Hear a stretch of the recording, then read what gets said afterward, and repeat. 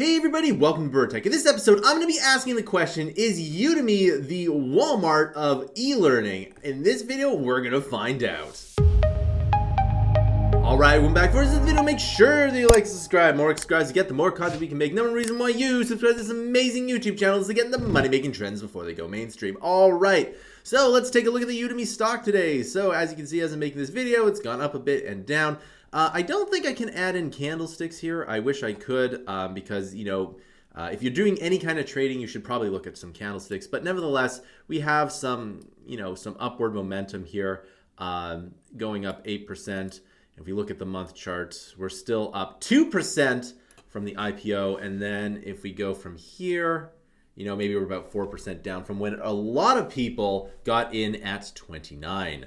Okay, so let's talk a little bit about Udemy, about Walmart, and about, how kind of Udemy, started here. So remember, Udemy started in like 2010-ish, and that's when a lot of people were in the midst of the Great Recession. And if you graduated during that time, like me, it was really difficult to find a job. And this was before coding boot camps and all this online learning took off. Now, of course, I could do a whole video about the online learning industry before, let's say, 2008, because actually there's quite a bit of stuff to talk about there, and I should probably do a couple videos about that. But nevertheless, when Udemy and like Team Treehouse got their investment, that was kind of like the new version of e-learning. And as you can see, basically the world is a different place than it was 11 years ago. So if you go back to like news reports of the time, there'll be people that graduated at the top of the class and still can't find a job. That's kind of what it was like back then. And you can go back to anything around that time and everyone's talking about recession and lack of business, etc.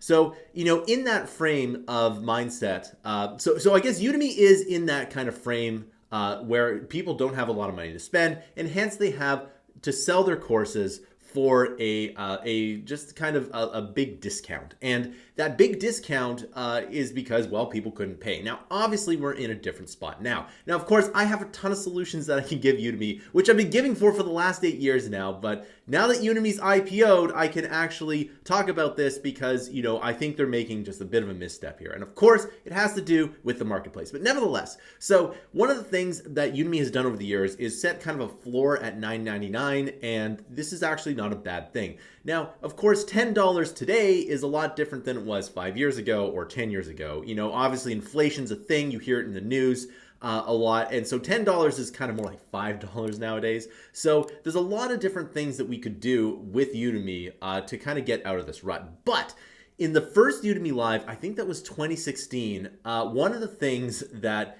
I heard constantly from the staff at Udemy is that people said they did not want to be the Walmart of online education. Now, one thing you have to understand is that Walmart in the United States, I guess, when you go shop at Walmart, it gives this idea that, it's not really like a prestigious store, right? And if you go to Walmart in other countries, it's not like that. I think in the United States, there's a little joke. It's like you'll spend an extra few dollars to shop at Target versus Walmart. But in other countries, Walmart isn't actually that bad of a place. And I remember before Amazon, there was lots of like articles saying that if you just did, you're shopping at Walmart, you'd actually save quite a bit of money by doing it, and you could, go do other things. So, for me personally, shopping at Walmart wasn't necessarily a bad thing. When I moved out of my parents, I did most of my shopping at Walmart because guess what? I couldn't afford because, again, I graduated in the Great Recession after university. So, I had to save every bit of dollars that I could. And as a result, I don't really have any negative kind of feelings towards Walmart. But everyone thought that at Udemy that it was a really bad thing. We don't want to be the Walmart of online learning. So what should we, so let's dive into that in just a second here. So the thing about Walmart is that it's not necessarily bad. Like I don't think like shopping at Walmart is really that bad of a thing. And if I were to make a product and put it into Walmart, I think that would be awesome, right? Guess what? I just open up my product to like millions of customers that will most likely buy my product. So I think that's actually pretty good. So, just on the Walmart website here, like Walmart is kind of doing its own thing to compete with Amazon. But, it's not necessarily a bad thing. Like, I mean, I don't really see the problem with it, but people really hate it. And I think that, there's the kind of person that would work at Udemy would probably be more into high-end things like Starbucks and BMW or Tesla or that kind of stuff, and not necessarily a part of the Walmart crowd. But if you're just starting out in your career and you need to upgrade your skills, you're not in that marketplace. You're not going to Starbucks every day. You're not getting a really expensive car. You need to learn your skills as fast as possible for as cheaply as possible. And so I think that's a good thing. Now, when we look at like kind of other e-learning sites, like let's just go to Coursera for a bit. So like Coursera, is a different model here, and in some of the expenses, some of the courses are a lot more expensive here. Now, Udemy with their $10 deals, which again I'll be doing lots of videos about this in the future, but with their $10 deals, they've kind of hit to their bottom. To the cheapest possible course, and they kind of went more on volume, and that's why, if there's any reason why they have 44 million, they constantly say this within their IPO documents, they have 44 million students. They wouldn't be able to do that if, one, you wouldn't be able to give courses away for free, and two, if the people bought online courses for $10. It's a great starting point, and I think that's a really good value. If you buy a course, or a bundle of courses between $10 and $50, I think that's a really good thing. In fact, I do this all the time, right? That's kind of the cost of a book, right? If you want to buy a book on something from like O'Reilly Media, well, you could buy a video course on Udemy for, roughly the same thing. Now, the problem with Udemy is that, and I made a video about this, is that they don't have a lot of course differentiation. There's no way for me to add in other products or services to my course, and therefore it's basically you make a video course and that's it. You just upload it to Udemy and hope that you get the golden ticket to get into UFB and stuff. And I think this is a huge problem. So really, there needs to be more differentiations between the courses on there. There needs to be different levels of support. And I've mentioned this before. So selling a video course for 10 to 20 bucks, that's a really good deal on the course end side, because once you start to add in the support, which you can't really charge for, right? The whole thing that I really dislike Udemy for is that you can't build a scalable business here. I can't build a $10 million business on Udemy, right? I just cannot do it, right? And that's a huge problem.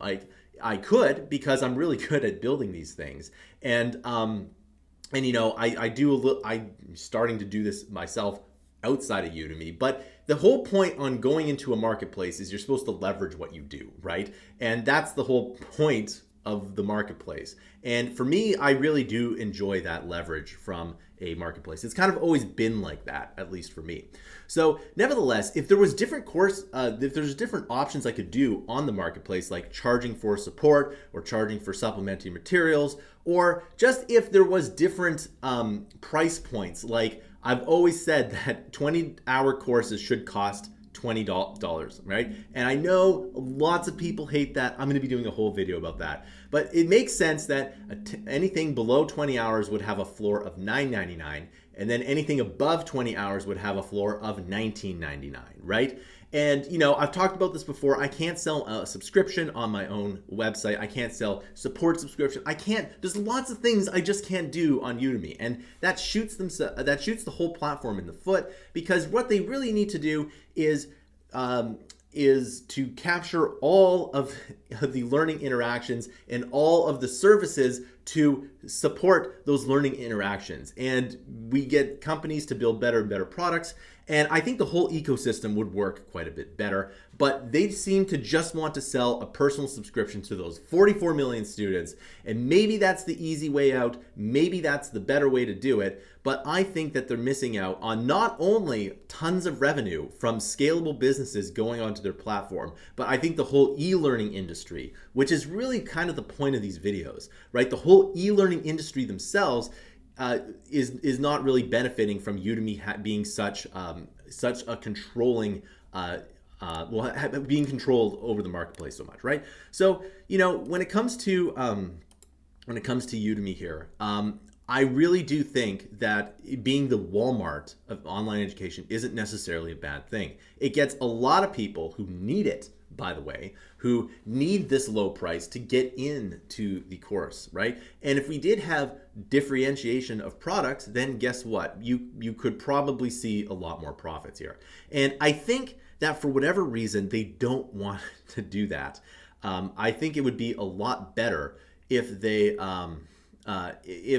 just allowed more freedom on the marketplace, and I think a lot of their problems would be solved here. Now, of course, since they're a public company now, we can go and look at their quarterly statements, and of course I'll be going over, as soon as they put out a quarterly statement, I will go and look at it there. And if anything, if you want to bring up any of these topics at the shareholder meetings, please do, because it is something that should be very much considered, right?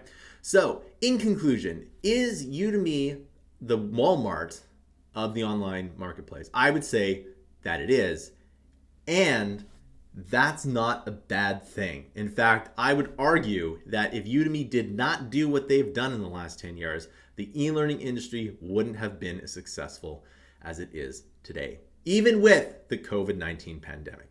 All right, so that concludes this video. I want to know your thoughts down below. Is Udemy the Walmart? Is that good or bad? Do you want more product differentiation in the marketplace? Please let me know. And remember that this channel is to be Patreon. Instead, we sell our digital products down below. More we get with the content that you buy below, the more content on this channel we can make. If you really like this channel, you can subscribe to There's a huge library of content. We release 26 hours of fresh new content per month, every single month. It really does help us out when you subscribe. If we can get to 10,000 paid subscribers, we can release 200 to 300 hours of fresh new content per month, every single month. Thanks for watching, and I'll see you in another video.